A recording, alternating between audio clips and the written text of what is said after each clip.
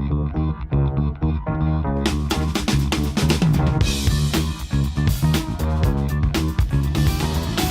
Stephen, wasn't that a magnificent property? Thank you very much for joining us. Stephen Trigg, CEO of the Adelaide Crows. Hey, Greg. How you going, Rocky? Trigger? You slitting your wrists at the moment, or what?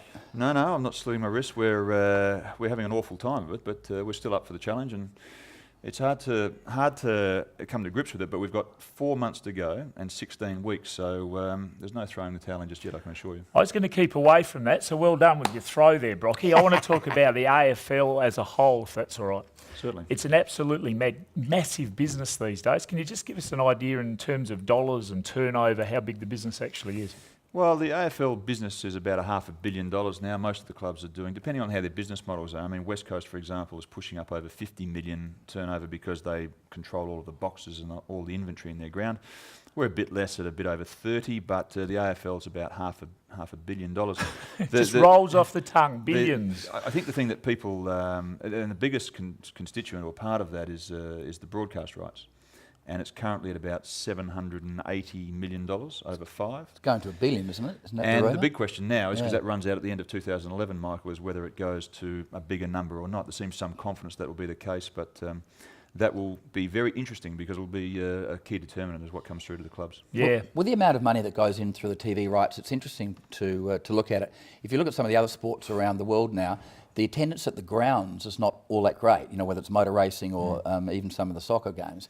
And yet the TV rights are the overbearing thing. Yeah. Do you need both? You absolutely need both, Brocky. I don't know about you guys, but we need people through our houses. Sure, but if I sit home and watch a game of footy and there's no one at the ground, the product doesn't look as good on TV. No. You know, it's always better to watch when it's full and you know that there's an event on. Yeah. And that's certainly the case when you're at it. You don't want the place to be empty. So it's a balancing act. I mean, for years and years we've resisted and fought live against the gate. But there's just a fact of life now. The AFL, tells, the money that's involved, the AFL's will to make it happen. We've got to learn to live with it. We've got to make the matchday experience so good that people say, well, you know, the plasma's fine and I can have the mates around for the barbecue, but I've got to be there because either they need me and the experience is great and there's a connection and I'm seeing things that I'm not seeing and getting at home. So that's one of the big challenges in footy at the moment, I reckon. That's becoming more than the game, isn't it, Stephen? Some of the criticism of the AFL is the game as a spectacle sometimes isn't what it was in the past. You know, there's no biffo, there's not the big bumps anymore, there's still the high flying, but just the game as a sort of to watchability. So what else are you doing to make people come down there? Well, I'm not sure about that. I mean, if you look at some of the research that's been done, you know, guys who are getting have played. Let's put it this way: have played a long time ago and enjoyed a different era of footy. Lamented a little bit in the same way that you're talking about. But a lot of the research is that people love the way the game's being played at the moment in terms of the speed and the spectacle of it. Sure, you don't get quite the number of high marks or but I've sat down on boundary line before, and I'm telling you that there's still a very aggressive, tough, physical game. Yeah. So I think the product itself is going pretty well. I personally think we've got to be careful about over-umpiring it, not making too many changes to rules and things. Just let it settle a bit. But it's still a great game to watch, I reckon. What else do you do, Stephen? So if I come down there, and I've been to many different things that the Adelaide Football Club does a magnificent job, by the way. Should be congratulated. Most of the social functions for you. That's me. So what other things are you doing through the football club to get people to be involved? Like on-ground entertainment, that sort of stuff? Well, there's on-ground entertainment, which is standard fare, but we've worked really hard over time on this inclusive mantra for people to feel connected, involved, a part of the deal. And there's a lot of things that we put around that have worked quite well for us. There is a whole range of initiatives within the membership area that we think we need to do better. You know, direct selling is a part of the business now that we need to come to grips with because there are so many other things that are on people's plates. Live against the gate television, some more proactive approach to membership and sales is staring us right in the face. For many years we've been really blessed as a footy club. It's just come to us.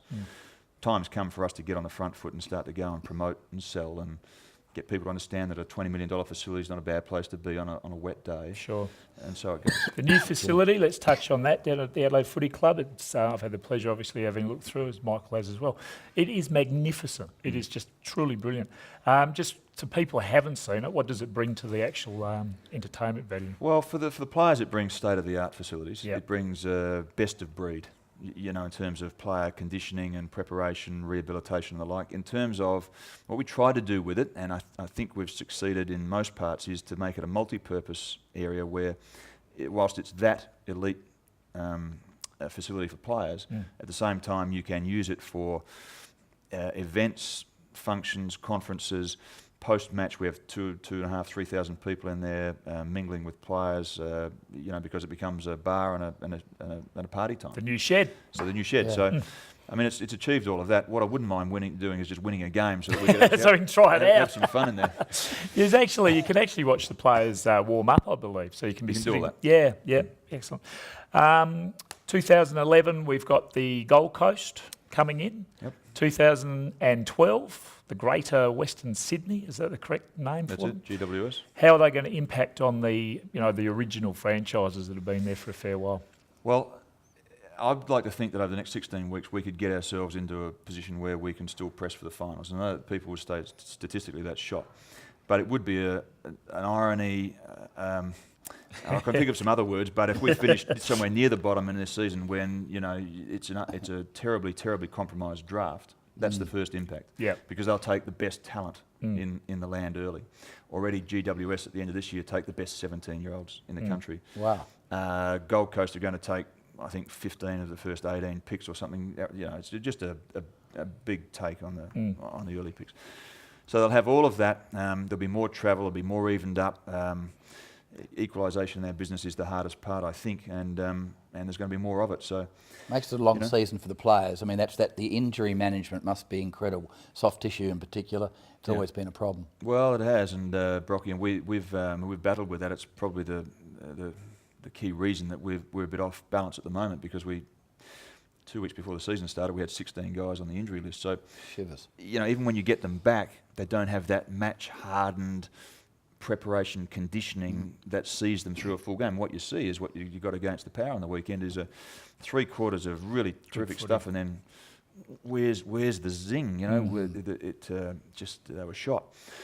So managing injuries is probably, Michael, one of the most challenging parts of our business. How are you going to deal with the bye next year? We'll get 2 buys. Right. Greg will have 2 at some stage during the year. They'll be as short as 6 weeks apart. And as far as 18 weeks, and it'll be a 24-week season, something like that. But it does, at least from the injury point of view, give them a chance to catch up a little bit. I'm very happy with the bye down the south coast, and but we all need a bit of a mental break, because it can be a relentless business.